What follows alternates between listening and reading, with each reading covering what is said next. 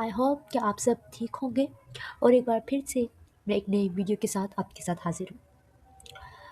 Last video में मैं आपको टेबल्स के बारे में हमने रीड किया था कि हम टेबल को इंसर्ट किस तरह से कर सकते हैं, टेबल्स में डिज़ाइनिंग किस तरह से कर सकते हैं। और जब हमने इसमें वर्क किया था तो हमारे पास रह गया था टेबल लेआउट का ऑप्शन। तो यहाँ पर मैं टेबल लेआउट में ही हूँ। यहाँ पर मैं ऑलरेडी एक टेबल को क्रिएट कर चुकी हूँ, जो कि सिंपली मैंने यहीं से आकर इंसर्ट पर आकर मैंने यहीं से ही इंसर्ट टेबल से ही कुछ टेबल जो है वो इंसर्ट किया है। लेकिन आज हमने सीखना है अपने टेबल लेआउट पर। तो यहाँ पर ऑप्शन हमारे पास आ रहा है टेबल डिज़ाइन के साथ ही टेबल लेआउट का। मैं आ जाऊँगी अपने टेबल लेआउट के ऑप्शन पर। अब टेबल लेआउट के ऑप्शन पे फर्स्ट पर अगर हम देखें तो हमारे पास ऑप्शन आ रहा है टेबल। टेबल पर हमारे पास 3 मेन्यू देखने को मिल रहे हैं। फर्स्ट है सिलेक्ट। जब मैं सिलेक्ट पे क्लिक करती हूँ तो यहाँ पर मेरे पास अगेन सब मेन्यू ओपन हो जाते हैं, जो कि 4 हैं। अगर मैं यहाँ पर सिलेक्ट सेल करूँ तो इससे मेरा एक सेल क्या हुआ है, सिलेक्ट हो चुका है। अगर मैं यहाँ से सिलेक्ट कॉलम करूँ तो पूरी कॉलम, और अगर मैं यहाँ से सिलेक्ट रो करूँ तो रो, और यहाँ से सिलेक्ट टेबल तो ऑलरेडी पूरा टेबल जो है वो सिलेक्ट हो चुका है। उसके बाद हमारे पास सेकंड ऑप्शन है इसमें view grid lines. View grid lines में अगर हम करते हैं क्लिक तो ऑलरेडी ये ग्रिड्स में ही है हमारे पास। और यहाँ पर आ जाती है इसकी प्रॉपर्टी कि हमें अपना टेबल लेफ्ट पे चाहिए, सेंटर पर चाहिए या राइट पर चाहिए। इस पर हम यूज़ नहीं करेंगे। अगर हमें कभी भी मूव करना हो तो हम इस पर भी आके इजीली इसको मूव कर सकते हैं। ये तो था बेसिक सा, मैंने आपको टेबल के बारे में एक्सप्लेन कर दिया।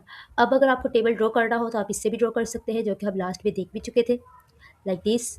और उसके बाद फिर मैं इसी के आगे एक और सेल रेडी कर देती हूँ इस तरह से। और अगर इसे मुझे डिलीट करना है, मैं यहाँ से इरेज़र को लूँगी और इरेज़र के साथ क्या करूँगी, इसको इरेज़ कर दूँगी। इससे क्या हो रहा है, मेरा जो टेबल है वो इरेज़ होगा। ओके, इसे भी मैंने इरेज़ कर दिया क्योंकि मेरे पास ऑलरेडी ये टेबल है और हम सारा वर्क जो है वो इसी पे करेंगे। अब यहाँ पर मेरे पास आ रहा है डिलीट का ऑप्शन। अगर आपको इसमें से कोई भी सेल, कोई भी रो, कोई भी कॉलम डिलीट करना है तो आप किस तरह से करेंगे, आप सिंपल डिलीट पर क्लिक करेंगे। अगर आपको एक सेल डिलीट करना है तो आप यहाँ पर डिलीट सेल करेंगे। अब ये आपसे ऑप्शन पूछ रहा है कि आपको लेफ़्ट साइड से करना है, सेल ऊपर से करना है, या फिर एंटायर रो, पूरी की पूरी रो आपने कर लिया, या पूरा का पूरा कॉलम जो है वो आपको डिलीट करना है। तो मुझे पूरी की पूरी एक रो डिलीट कर ली तो मैं यहाँ से डिलीट रो ओके कर दूँगी।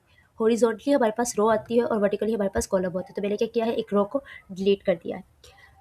इसी तरह से यहाँ पर आपके पास ऑप्शन आएगा, आपको कुछ भी अगर डिलीट करना हो तो आप डिलीट कर सकते हो। अगर आपको एक सेल डिलीट करना है तो आप डिलीट सेल कर सकते हो। अगर आपको कॉलम डिलीट करना है तो आप इसी तरह से कॉलम पर इंसर्ट करके और यहाँ से जो है वो अपनी पूरी कॉलम को भी डिलीट कर सकते हो इस तरह से। मैं इसे कंट्रोल सेट कर देती हूँ, वापस ले आती है इसे, और डिलीट टेबल से जो है वो आपका पूरा का पूरा टेबल डिलीट हो जाएगा।